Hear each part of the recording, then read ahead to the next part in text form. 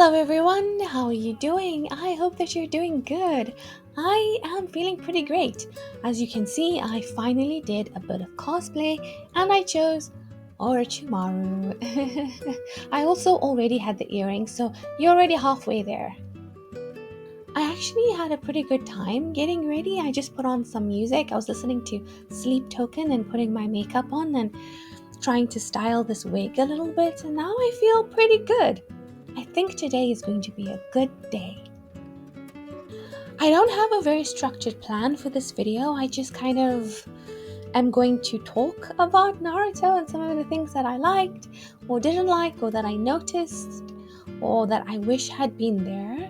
So it's going to feel a little bit chaotic.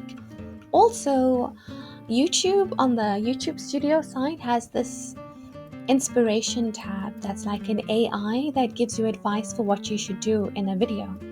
And as you can imagine, most of mine is Naruto because most of my videos are Naruto, right? Like 50%. So I thought it might be fun to use those topics as like discussion points, like the suggested topics. So let's get into it. So the first character that I want to talk about that was a big standout for me in the series is Orochimaru. You know, those of you who have watched quite a few of these videos know that I really like him. Not in a I'm rooting for him kind of way. He is 100% a villain. It's a bad man. He's just a dickhead all the time, but he's so much fun to hate. And he's so villainous. It's so entertaining. And I sometimes wonder how come I've never really heard about Orochimaru in terms of Naruto, because I've heard of Pain, I've heard of Madara, I've also heard of someone named Kaguya, but I don't think Orochimaru so much. But I really enjoyed him as a villain and his whole snake thing, and he's so weird and his bones are like nothing, and the neck where he stretches his neck out and a snake comes out of his mouth, he's just insane. It's like he's not even a human being. And I kind of think he's like low-key beautiful. I think you all know that I thought he was, when he took off the face of the sand ninja in the beginning, the grass ninja in the beginning, I was like, oh, look at that. That's something to behold, that. And I stand by it. I do think that Orochimaru is kind of hot. I also think he must be like asexual. Like I can't imagine him being physical with anyone in that way. Unlike Jiraiya, his counterpart, his fellow Sannin. I really wish that Jiraiya was not as perverted as he is. It really ruins his character, and there's so much in him that I could see that I would like otherwise. And he could be a ladies' man, or he could be like particularly into women without it having to be this extreme. Like Pervy Sage is accurate. He is a pervy guy. The first time we meet him, he's spying on women in a space that is supposed to be private for them, in the bathhouse. And even after the attack on the village by the Sound Ninjas and Orochimaru, he's spying on women again when like the village is in turmoil and he's busy spying on women. And why do that? It really ruins him. And I want to like him. I really like the idea of the three Sannin, that story element, and how now we're ending up with each of the Team 7 with one of the Sannin training with them. And Orochimaru being this evil one, the snake guy, so great. So wonderful to hate him. Tsunade has this like tormented past of dealing with her love. And Jiraiya is the one who has, for me, stuck by the village the most this whole time. Because even though he wasn't there, he was like keeping track of Orochimaru, who was keeping track of the Akatsuki. He was looking out for the interests of the village, even while he was off writing his books. But he never stopped caring about the well-being of the village. I hit the microphone. And I want to like him, but I can't because of how bad, how severe this perverted element of him is. He doesn't just like women, he's a creep. He does things that should put him in jail. And it's a bummer. It's a bummer because sometimes it's like he's getting under my skin, and he's so helpful towards Naruto. He's the one who told him about the nine-tailed fox. He's the one that started teaching him how to use it. He's like instrumental in Naruto's development. And he expressed the same way that I felt about Sasuke, like, look at what he's done to you. Is this the actions of a friend?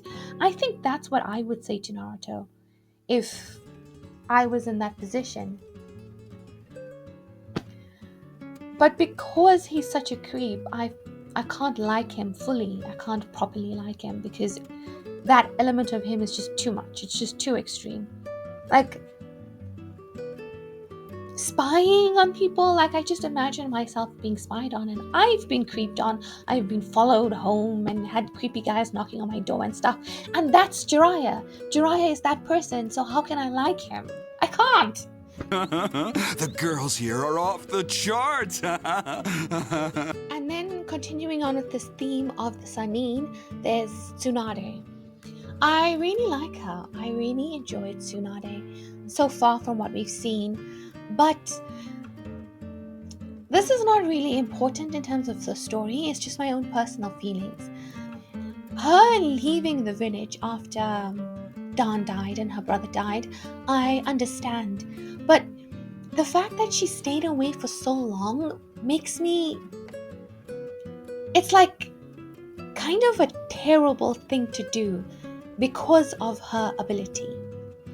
Because she is such an amazing healer and she's got such a strong command of medical jutsu, it feels, I don't know, irresponsible, dishonorable, cruel almost to not use her abilities to at least teach other ninjas. Like, if Tsunade had been in the village this whole time, there could be so many more really good medical ninjas. On the level of like Kabuto, right? If she had been there to teach them, maybe medical care as a whole would be way better than it is now. Like, think of Hinata after her fight with Neji. She was so badly injured, and she was attended to by medical staff. But she still got sick again later on, like a month later, right, in the stadium. And Kabuto is the one who healed her. And she's like a rich kid, like a rich kid in this village ecosystem.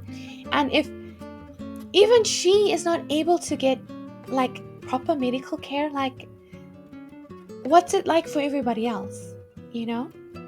I don't know if I'm making sense, but I feel like stuff like that wouldn't happen, like wounds not being properly taken care of, if a great teacher like her had been available, you know? Like, maybe by now we could have like a dozen Shizunes. Just a quick side tangent here. I'm afraid there's going to be a few like sudden cuts in this video because they're cutting the trees outside of my window. So whenever the chainsaw starts going, I'm just going to stop recording. So it'll just be like a shot cut and then like the next thing. I hope it's not too jarring, but yeah. I live on a very noisy street, unfortunately for me. I also have a little bit of a roughness in my throat, so I made some coffee in my love cup. Not very orochimaru of me, but you know. Okay, so the next character that really stood out to me, as you can imagine, is my dear Kakashi, who is now on my wall watching me as I move about my bedroom at all hours of the day. He's for sure my anime crush for this series, and I didn't expect to have one at all, because I had this idea in my mind that I didn't like Naruto's art style. I think I might have seen a clip back in the day when I was a teenager, and I didn't like it, and then because of that I just disregarded the whole thing. But maybe that was just a bad clip, you know, like low resolution or something. But I did like the art style. I mean, sometimes I don't. Um, Naruto as a whole is not very colorful or like bold colors, but that is not a criticism. It's just an observation. Um, I do like that the village and the rooms and things that they occupy look lived in. They look worn. They look used. That's a very interesting attention to detail. Even though sometimes to me it feels almost messy. I'm not even a very neat person, but it feels messy sometimes. Um, but yeah, we're talking about Kakashi. I wish that we had learned more about Kakashi in this first run of Naruto. I know that we learn more about him in Shippuden. Um, I like how he's kind of at this point. He's like that initial guide into what it means to be a shinobi at this current moment in time for Naruto. He's the one who tells Naruto ninjas are just tools. We do what we're told, we go where we're needed, we cut what we're told to cut. And he is, I mean, I don't know his whole story, but he's like symbolizing this like perfect ninja. The very strong, very dutiful, doing what he's supposed to do ninja. And then Naruto is the one who's like, I don't like this way of doing it. And perhaps the one to like reject the system in favor of doing it a different way. He also kind of did the same thing to Neji, right? When he's like, this Hyuga is the way you do this is messed up. When I'm the Hokage, I don't know if he says, but when he's the Hokage, he wouldn't want things like that to roll. And like third Hokage right now seems to be just fine with the status quo.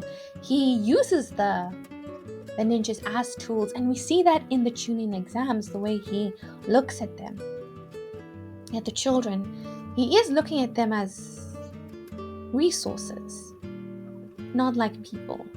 I think the only one he looks really like a person is Naruto, because he has a low opinion of Naruto's capabilities. And I would like to think that Naruto himself is having an effect on Kakashi. His way of looking at things. I mean, Naruto's like role kind of is changing hearts and minds, right? That's what he does to like everybody around him. And I think he'd do the same thing to Kakashi. I'm interested to see how his character develops. He stands out to me the most because he's hot. But he hasn't had that much to do after the Land of Waves arc. But he did play, for me, a very instrumental role when first watching Naruto, because it's his fight with Sabuza who shows us what combat in Naruto is going to be like, with the jutsu and the Sharingan and the water dragons. When I was watching that fight, I was like, this is so cool. This is so cool. And then he does that moment, that moment where he stops the blade, and that moment low-key changed my life. No, that's dramatic, but that was the moment that he stole my affections. So he was the first character to be cool, and to show us what combat and what strength means in the world of Naruto.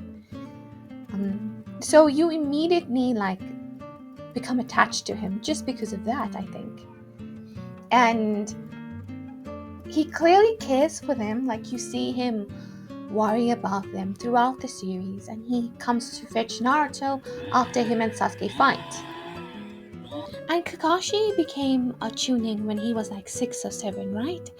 So that's his entire life as a shinobi. So I'm just making an assumption, but that must affect you emotionally, right? To make you closed off or maybe even stunted in some ways because of the very nature of being a shinobi. And as far as I can tell, Kakashi has no family. So when you have no one that you can let your guard down with, you can't help but become very closed off. And while I am confident that Kakashi cares deeply for his students, he probably wasn't like emotionally equipped to deal with students who had the needs of both Naruto and Sasuke. Naruto less so, because Naruto is so like needy for affection and for attachments that Kakashi doesn't really have to give much for Naruto to hold on to. But in terms of what Sasuke would have needed, perhaps he didn't even know where to begin to help him process everything that he's gone through. Like the things that Kakashi said to Sasuke before Sasuke leaves is probably something he should have said to him a long time ago. They should have been talking about how Sasuke feels and how he's dealing with all of that he lost. And Kakashi would have known some of the Uchihas, right? He should talk to him about his family, about his parents, about his emotions, about his feelings, to help him process them in that way. But I can't blame Kakashi either, because he has been a tool since he was 6 years old, right? So how do you function as a healthy person if that is your entire existence? And in this way, I can see why so many, well, I don't know if I can say so many, but I would see why some shinobi turn evil and turn against their village. Because they are dehumanized in a way and valued for their strength above all else, their success and their ability. So they train and train and get harder, get stronger and stronger, and they do horrible things, they do terrible things, they take lives, they put themselves through life and death just for the sake of the village. And does the village, or does the Hokage, any Kage, does the Kage or the village truly give them back? Do they feel valued? Do they feel loved? Do they feel that everything they have done is worth it? Aside from what they have been taught, because they're just taught to love their village, but do they feel like the village loves them and appreciates what they do? And because they're in so many dangerous situations and because they're so valued for their strength, I could see wanting to do like taboo things or shady things to get stronger. Your forbidden jutsus and your hidden scrolls and whatnot. And you access these things because you don't want to die and because your value is in how strong you are. So if you want to be loved and you want to be valued, you can't be some mindless grunt in the army. You have to be someone whose name is recognized. You have to be a Sanin, right? Otherwise, you're just some nameless shinobi who puts their life on the line and never feels truly appreciated. So it's a very intense system that they have going on, and if you don't have a family to fall back on to give you your emotional needs, and also to provide for, to feel like the actions that you take are doing something, they're like feeding your family. If you don't have that, you could really spiral into resentment and anger. And also if you were to lose someone, your friends, your family, and then you're still expected to be this emotionless tool, that could lead to further resentment. And then you'd be like, what am I even doing all of this for? What do I even get from these villages? Why am I sacrificing for these people who don't care about me? Then you're evil. Shinobi are all merely tools in the hands of destiny. No point in wondering whether it's right or wrong. It just is.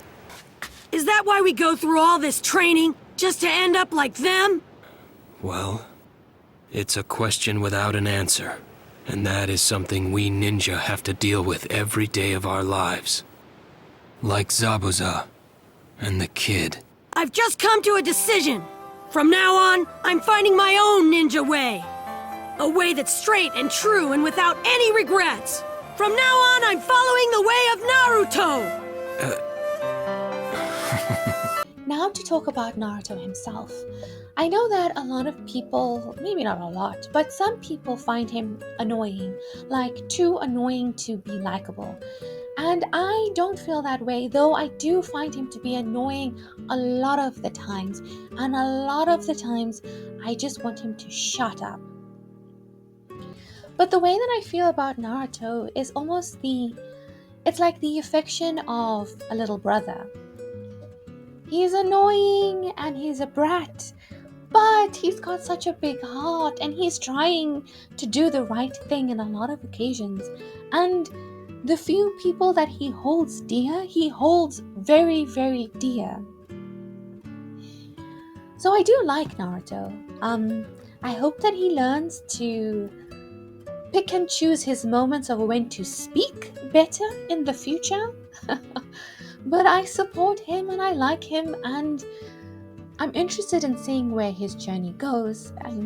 I know it ends with him becoming the Hokage, but there's a lot of in between there. I think it's going to be good. I wonder if he will have a true crisis of faith in himself or in the village or in Sasuke. I really wanted, and I did say this before, I wanted him to have a much harder time having faith in Sasuke again and his ability to truly bring his friend back from the dark. Because Sasuke really hurt him. Physically and emotionally, hurt him very badly. And I know that Naruto is someone who always bounces back, but I wanted this bounce back to be a lot harder than it was. I think it would have been nice if he had a moment with Sakura where both of them were depressed and feeling bleak about the actions that Sasuke has taken, and maybe with each other they find a way to have faith in him again and in their ability to bring him back to the village in the future, even if they can't do it right now. I think that would have been a nice moment of building between them, building their relationship. But that's not what we got. He kind of rallied right away.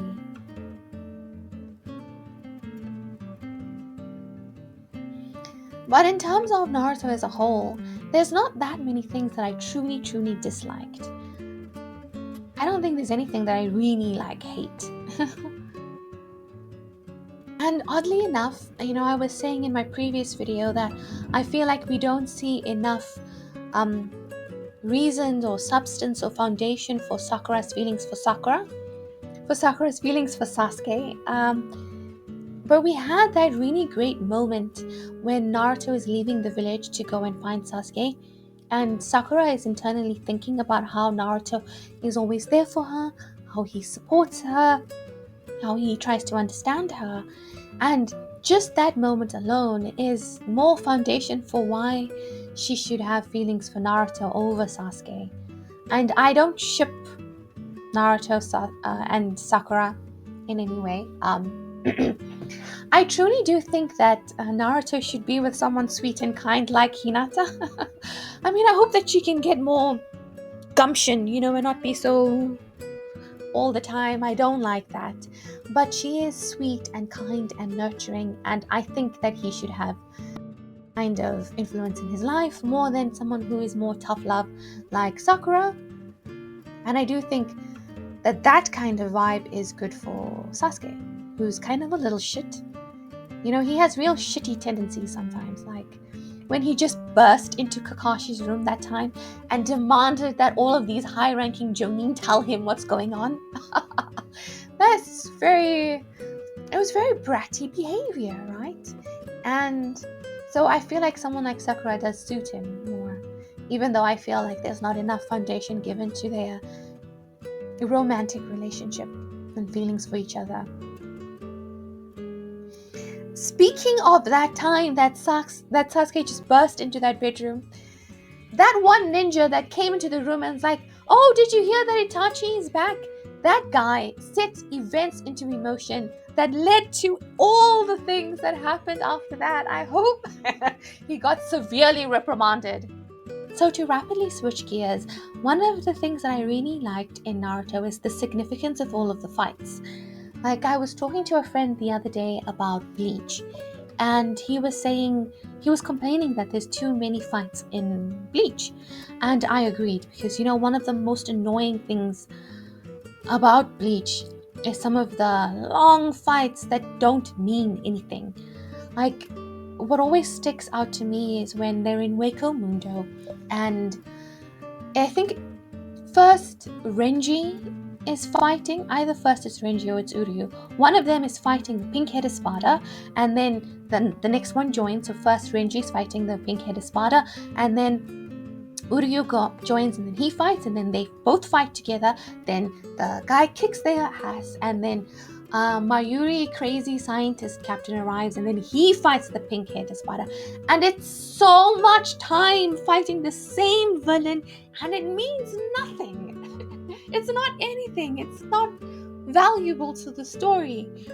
But in Naruto, a lot of the fights, they are significant. They reveal backstory, they reveal emotion, they show insight into the life of a shinobi. They have weight to them that makes the fight high stakes and gives your own investment and makes it more than just fighting. And I really appreciate and enjoy that aspect of Naruto. Even in the Chunin exams, they spend the most time on the fights that have that significance, right? When they're kind of nothing in particular, like Shikamaru versus the girl Sound Ninja, and Choji versus the other guy who got killed by Gaara, those fights were pretty quick. But the ones that had weight were longer because of what they meant. And I like that. I appreciate that. We see a lot of fights that have that kind of emotional significance. Okay, so now I'm feeling a bit like I'm not sure what to talk about next. So let's go see what YouTube AI inspiration bot guy thinks I should be talking about in my videos. Okay, first suggestion. Naruto, the best fight scene so far. Okay, that's a good one. Especially because I was just talking about the fight, so that was kind of seamless. So the one that stands out to me the most as talking about emotional weight is Naruto versus Sasuke at the end of the series. The way that was done was excellent, in my opinion. By starting off first with the flashbacks of Sasuke and Itachi and the family and everything that went down, and showing how complex Sasuke's feelings were about Itachi and his family even before Itachi massacred them all. That was very valuable, and also created a deep sense of curiosity in me about Itachi and the Uchihas. I really want to know more about what was going on with them and what was going on with Itachi in particular. So that's excellent storytelling to get you invested. And then to switch to Naruto as well, having his flashbacks of how he felt about Sasuke before they were ever even teammates. And that adds so much weight to the fact that they are now friends and that now Sasuke is trying to kill him. That was brilliant. It also makes the violence feel more violent. They are really fighting no holds barred. At first, I think there was hesitancy on Naruto's part for sure. But once Sasuke hits him with the Chidori, he really fights back, and they're hurting each other, and they love each other, and that makes the violence much more visceral. I also saw recently a comparison of how the scene of Sasuke hitting Naruto with the Chidori is portrayed in the manga versus how it's portrayed in the anime. And in the manga, it's much bloodier, and you see Sasuke's hand, like on the other side of Naruto, and he's like got blood on him as well, and it's hectic. Really makes it unable to hide away from what he did, right? And I enjoyed that. Maybe enjoy is not the right word, but I appreciated it. And then both of Neji's fights, both with Naruto and with the six-arm guy. Again, with the storytelling and the fights and the emotional development, I love that kind of thing. Revealing the true nature of the Hyugas. Because of how messed up the Hyugas are, I don't know if I want Naruto to marry into that family. But I'm sure they're going to change. But the arc that Neji's character goes through, when we see him as this angry young man in Naruto's fight, and he hates the village. He explicitly says that he hates the village. And then in the second fight, and he's like, I'm fighting for the village. This is not what we stand for. You know, he's like left the darkness and is into the light. And it's such an excellent growth, and it feels like you see where it's coming from. They're not just showing you something that feels unrealistic. You can track the development of Neji's character, and it's really great. And also the combat of it, of seeing the gentle fist style and how Neji uses it was also very enjoyable just from a combat standpoint. And I actually found myself, in the week after that, Neji's stance. Sometimes I just be walking and I just be like, you know what I'm talking about. Yeah, so that was very cool and very enjoyable. And Choji's fight, for how unexpected it was, I think I had given very little thought to him in a combat capacity as being a good fighter. I hadn't even thought about it really. So to see him be so epic and be so great and be willing to push himself so far was a pretty great moment, because it was so surprising for me.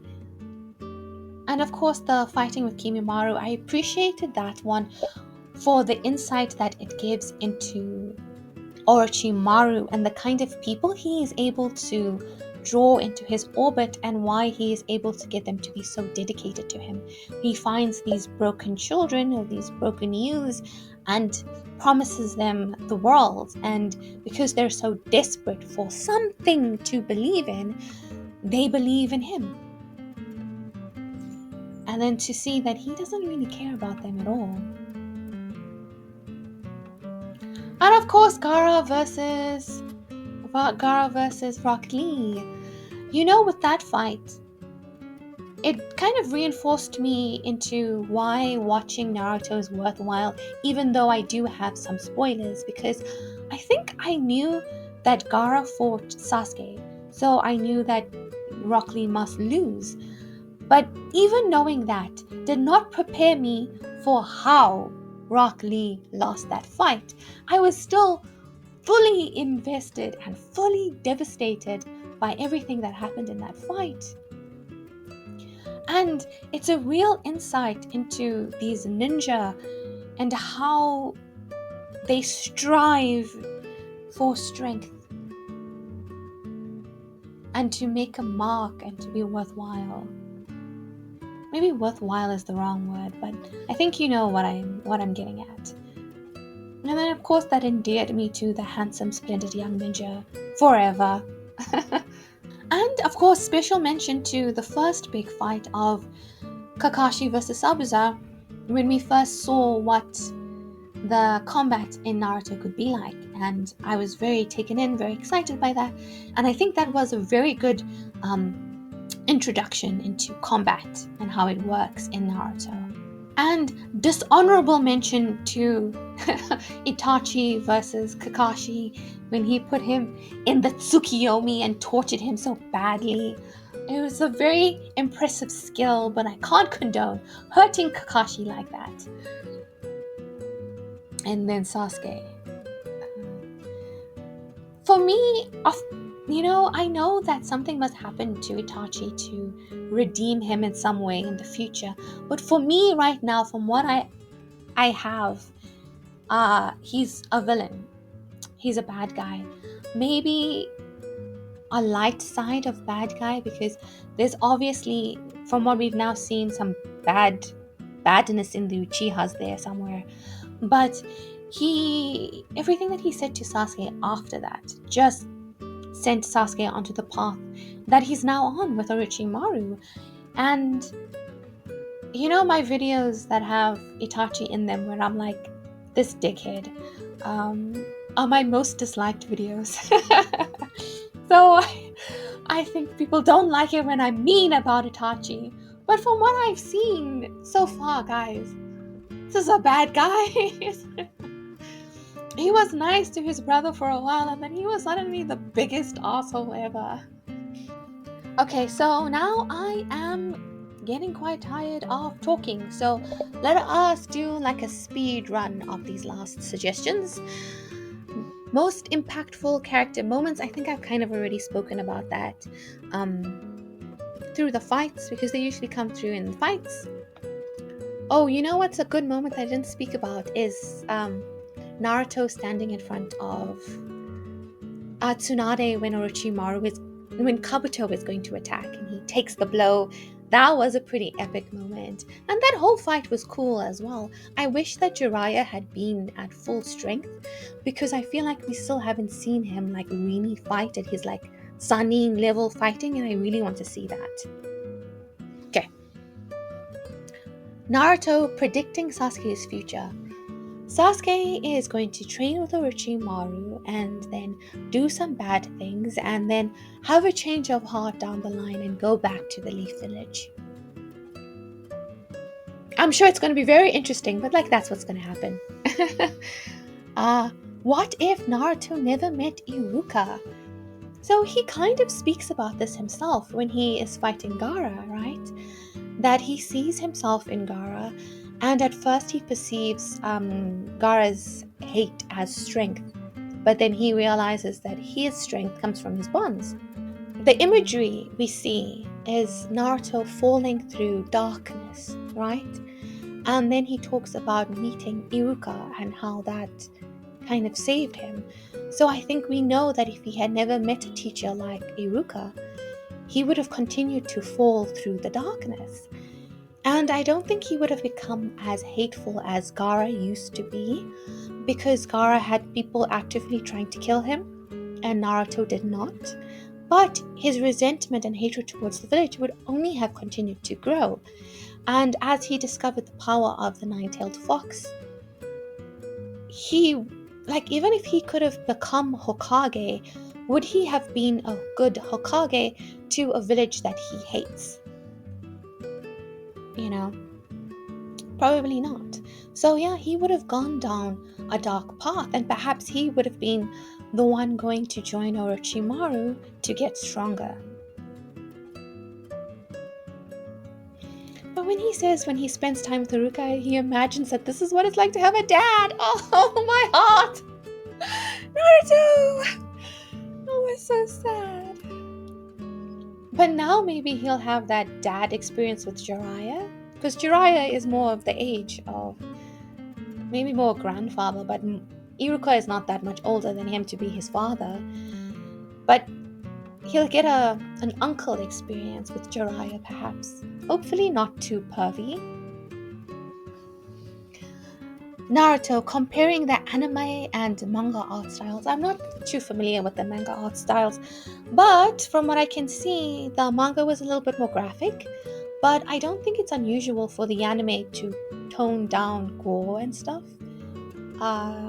for TV audiences. And I've heard that Sakura's character is kind of cooler in the manga than in the anime, and that's a bummer, because I can see a lot of potential in Sakura's character.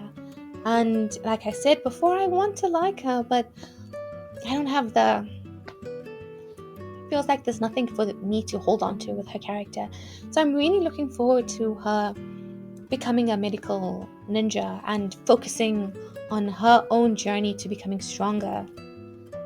and having Sasuke away, so she's not even thinking about him anymore.